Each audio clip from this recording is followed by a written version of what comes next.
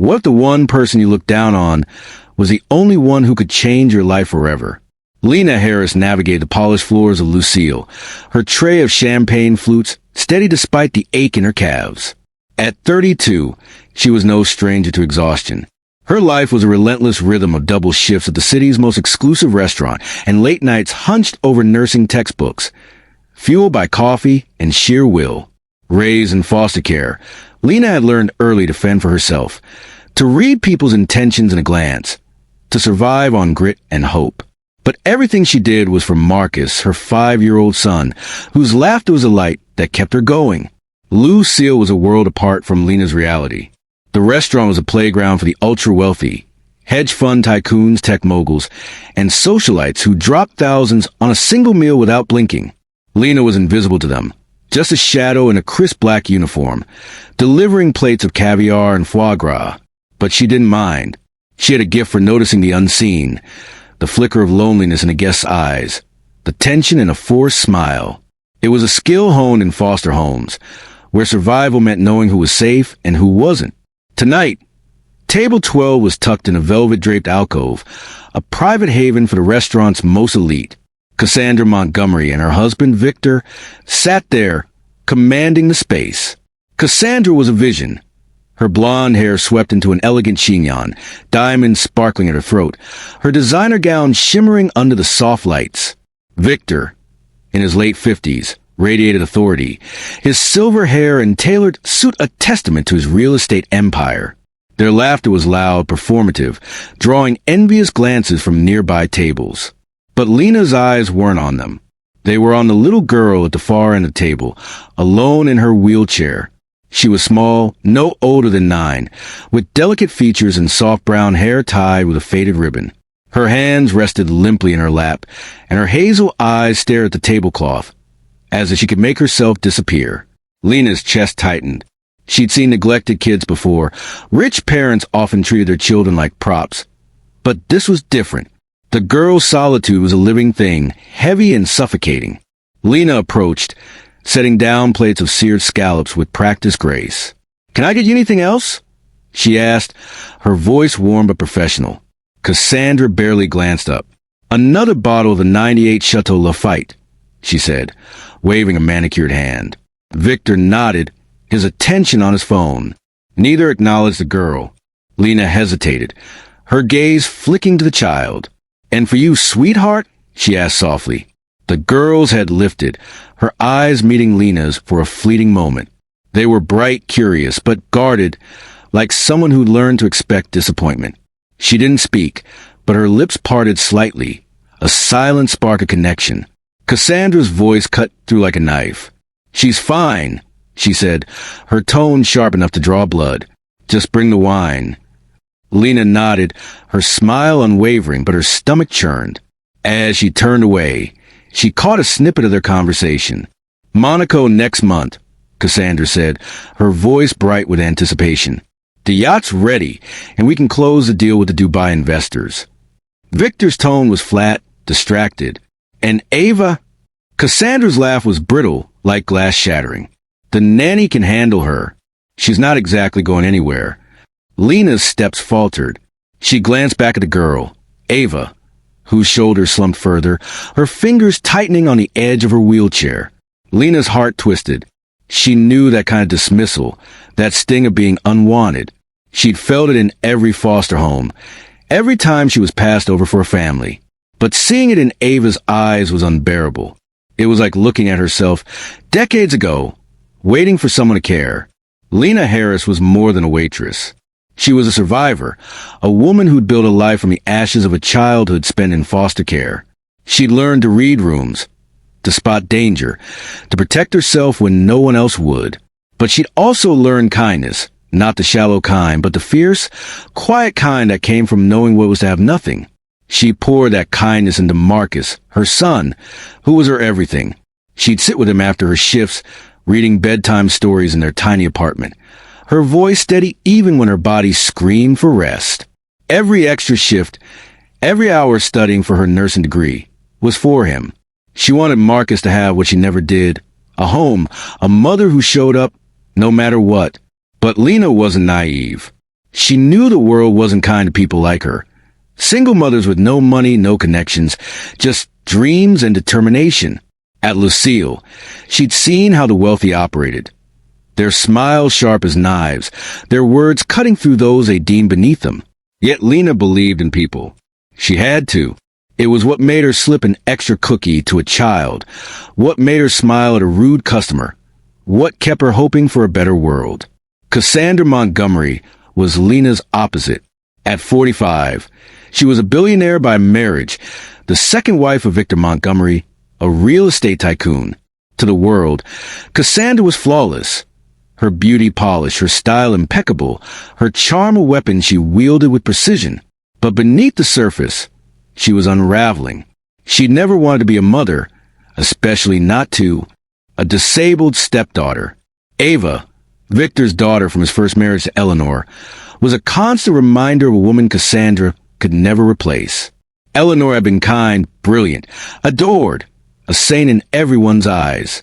Cassandra resented the shadow Eleanor cast, and Ava bore the brunt of that resentment. Ava was 9, with a sharp mind and a love for stories, fantasies where heroes conquered impossible odds. Her cerebral palsy limited her mobility and speech, but not her spirit. She'd learned to navigate her world quietly, building castles in her mind where she wasn't invisible. She loved drawing, her sketches filled with dragons and knights, and she dreamed of seeing the ocean someday. But the neglect stung. She saw the way Cassandra's eyes slid past her, the way Victor softened only when he spoke of her late mother. Ava didn't cry or beg for attention. She withdrew, her silent a shield against a world that didn't seem to want her. Victor was a man torn. He loved Ava, but his grief for Eleanor and his empire's demands left little room for her. He relied on Cassandra and a parade of nannies, convincing himself it was enough. He didn't see how Ava's light was dimming, how her silence was growing heavier with each passing day. Lena saw it all, and she couldn't look away. The night stretched on, the restaurants hum a constant backdrop to Lena's thoughts. She couldn't shake Ava's face, the way her eyes had flickered with hope when Lena spoke to her. During a brief lull, Lena slipped into the kitchen and grabbed a chocolate chip cookie from the dessert tray. It was a small gesture, but small gestures were Lena's way of fighting back against the world's indifference. She returned to table 12, crouching beside Ava's wheelchair. "Hey there," she said, her voice soft as a lullaby. "I thought you might like a treat." Ava's eyes widened, a spark igniting in them. She reached for the cookie, her movement slow but deliberate, and a small smile broke across her face. "Thank you," she whispered, her voice faint but clear, like a bell in a storm. Lena stayed, chatting about simple things, favorite animals, the stars outside, the book Ava was reading about a girl who could fly. Ava's responses were halting, her words shaped with effort, but her face lit up with every question. For the first time that night, she didn't look alone. Cassandra's voice shattered the moment. "What are you doing?" Lena stood, her heart pounding but her face calm. "Just talking to Ava," she said evenly. She seemed like she could use a friend. Cassandra's eyes narrowed, her lips a thin line. "She's fine. This is a family matter. Stay out of it." The words hit like a slap, but Lena held her ground. She glanced at Ava, whose smile had vanished, then back at Cassandra. "You may not be her mother," Lena said, her voice steady but laced with steel, "but she still deserves respect and care, no matter what." The alcove went silent. Victor looked up, his brow furrowing. Ava's eyes darted between them, wide and uncertain. Cassandra's face flushed, her mouth opening as if to retort, but no words came. Lena turned and walked away, her pulse racing. She'd crossed a line. Waitresses didn't challenge billionaires. She braced for a complaint, maybe a firing, but none came. The Montgomerys finished their meal, paid their bill, and left without another word. Lena exhaled, but the knot in her chest didn't loosen. She kept seeing Ava's smile, the way it faded under Cassandra's words. The next night, Lena was back at Lucille, her mind still on Ava. She was wiping down tables when her manager, Carla, called her over. "Lena, table 12 requested you specifically." Lena's stomach dropped.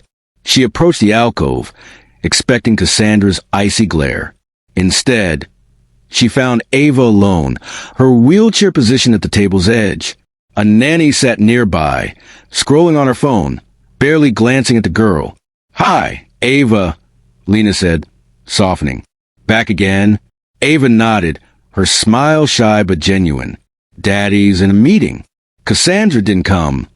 Lena's heart sank, but she kept her tone light. "Well, I'm glad you're here. Want another cookie?" Ava's laugh was small but bright, and Lena spent the next few minutes chatting with her, ignoring the nanny's disinterested glances. Ava talked about her favorite book, her sketches, her dream of seeing the ocean. Lena listened, her heart swelling. She saw herself in Ava, the quiet resilience, the hunger for connection. Over the next 2 weeks, Ava appeared at Lucille 3 more times, always with a nanny, never with Cassandra or Victor. Each time, Lena made time for her, bringing cookies, telling stories, asking questions. Ava's smiles grew brighter, her words less hesitant. Lena learned that Ava loved dragons, that she kept a sketchbook hidden under her bed, that she missed her mother every day. Lena shared stories of Marcus, of their tiny apartment filled with laughter, and Ava listened, her eyes wide with wonder. But the encounters weren't without tension. One evening, Cassandra returned, her presence like a storm cloud. She watched Lena and Ava from across the table, her expression unreadable. Lena braced herself, but Cassandra said nothing, her silence heavier than any words. Victor, too, seemed distant, his eyes flickering to Ava with guilt he didn't voice. Lena kept going, undeterred. She started bringing small gifts for Ava, a pack of colored pencils, a book about mermaids. Each gesture was a rebellion against the indifference she saw in Cassandra's eyes. But it wasn't just about Ava. Lena was fighting for herself, too, for the girl she'd been, who'd waited for someone to see her. One night, as Lena cleared plates from another table, she overheard a conversation that stopped her cold. 2 waiters were whispering in the kitchen, their voices low but urgent. "Heard Victor's planning to send Ava to a boarding school," one said. "Someplace upstate. Specializes in kids like her." The other snorted. "Cassandra's idea, no doubt. Get the kid out of sight." Lena's blood ran cold. She didn't know if it was true, but the thought of Ava being sent away, isolated in some institution, made her chest ache. She thought of Marcus, of how she'd fight tooth and nail to keep him close. Ava deserved that same fight. The next time Ava came to Lucille, Lena was ready. She sat with her during a quiet moment, asking about her dreams, her fears. Ava's voice was soft but steady. "I don't want to leave," she said, her eyes downcast. "But I heard Daddy talking about a school. He said it's better for me." Lena's heart broke, but she kept her voice calm. "You don't have to go anywhere you don't want to," she said. "You're strong, Ava, and you deserve to be heard." Ava's eyes met hers, a flicker of hope battling fear. "You think so?" "I know so," Lena said, squeezing her hand. That night, Lena made a decision. She couldn't stand by any longer. She didn't have money or power, but she had her voice, her heart. She'd use them for Ava. Lena's shift ended late, the restaurant nearly empty. She grabbed her coat and headed for the parking lot, her mind racing. She was halfway to her car when she heard footsteps. "Lena, wait!" She turned to find Cassandra, her designer coat wrapped tightly around her, her face pale in the dim streetlight. Her eyes were red, her composure fraying. "I'm sorry," Cassandra said, her voice breaking, "for what I said that first night, for how I've been with Ava." Lena blinked, caught off guard. "Okay," she said cautiously. "Why are you telling me this?" Cassandra looked away, her hands twisting. "You were right. I've been awful to her. I didn't know how to handle her, her condition, her needs. I thought if I kept my distance, it would be easier for me." Lena's anger flared, but she kept her voice steady. "It's not about you," she said. "It's about Ava. She's a little girl who needs love, not a problem to be outsourced." Cassandra flinched, tears spilling down her cheeks. "I know. I've been so caught up in my own head, my insecurities, my jealousy. Eleanor, her mother, she was everything I'm not. Kind, patient, perfect. I thought I could never be that for Ava, so I stopped trying. But I see it now, how much I've hurt her. Lena studied her, searching for sincerity. She saw in Cassandra's trembling hands, the rawness in her voice. This wasn't the billionaire's wife. This was a woman breaking open, admitting her failures. I heard about the boarding school, Lena said, her voice low but firm. Is it true? Cassandra's eyes widened, then dropped. Victor mentioned it. I didn't argue. I thought it would be easier. But after watching you with her, I can't do it. I can't send her away. Lena's chest loosened, just a fraction. Then don't, she said. Ava needs you. Not nannies, not schools. You. Cassandra's tears fell faster. I don't know how to be her mother, she admitted. I don't know where to start, but I want to try. And I need your help. Lena's breath caught. She wanted to walk away, to tell Cassandra to figure it out. But she thought of Ava, of her quiet strength, her need for someone to fight for her. She thought of Marcus, and how she'd do anything to see him smile. I'm not a miracle worker, Lena said finally, but I'll help. For Ava, the next few weeks were a delicate dance. Lena started visiting the Montgomery estate, bringing Marcus along. She showed Cassandra small ways to connect with Ava, reading her favorite books, helping with her physical therapy, asking about her drawings. Cassandra was clumsy at first, her hands awkward as she adjusted Ava's wheelchair, her words stilted. But she tried, and Ava noticed. One afternoon, Lena arrived to find Cassandra and Ava in the garden, a sketchbook open between them. Ava was drawing a dragon, her pencil slow but steady, while Cassandra watched, her face soft with something new, pride. Lena's heart swelled, but she stayed firm, pushing Cassandra to keep going, to show up even when it was hard. The real twist came at a family dinner, weeks later. Victor had invited Lena, not as a waitress, but as a guest. The dining room was grand, all marble and chandeliers, but the warmth came from Ava's laughter as Marcus told a silly joke. Cassandra helped Ava with her plate, her movements careful but confident. Victor watched, his eyes misty, as if seeing his daughter for the first time in years. After dinner, Cassandra pulled Lena aside. I was wrong about you, she said. I thought you were meddling, but you've given me something I didn't deserve, a chance to be better. Ava is starting to trust me, and I'm starting to feel like her mother. Lena smiled, but her voice was firm. It's not about me, Cassandra. It's about her. Keep showing up and you'll get there. Cassandra nodded, tears in her eyes. Thank you, Lena, for seeing her when I didn't. But the twist deepened. Victor joined them, his expression heavy. Lena, he said, I owe you an apology too. I've been absent, leaning on Cassandra and the nannies. I thought I was protecting Ava, but I was failing her. You showed us both what she needs. Lena's throat tightened. She hadn't expected this, a family transformed by her small act of kindness. But she wasn't done. Don't thank me yet, she said.